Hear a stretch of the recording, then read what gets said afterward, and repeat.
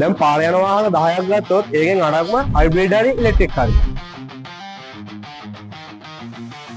ඒ කියන්නේ වර්ණ වාහන විදිහට නිකම්ම අතේරු විතරක් මේ වාහන හදන්න අමාරුයි. අලුත් වාහන හදන්න නම් අලුත් තාක්ෂණය ගැන හරියටම දැනගෙන ඉන්න ඕන.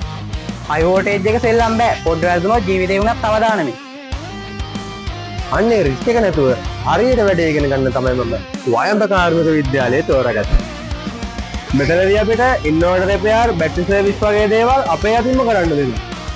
නිකන්ම කැලිමාරු කරන බාස් කෙනෙක් නොවේ ඩයග්නොස්ටික් කරලා ලෙඩ හොයන ටෙක්නීෂියන් කෙනෙක් වෙන අපිට උගන්වලා තියෙනවා.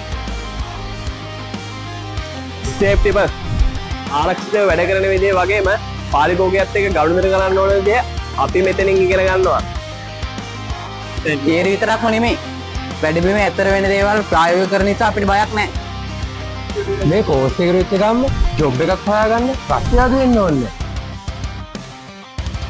නැත්තම් ඉහළ පඩියකට කට රස්තාවක්. නැත්තම් තමන්ගේ මාත් ගෑරේජ් එකක් දාන කොට යන්න පුළුවන්. ඔයත් වාහන පිස්සෙන්න. නිකන් ඉන්න එපා. ඔය කාලේ නාස්ති නොකර වෘත්ති පුහුණුවක් හදාගන්න.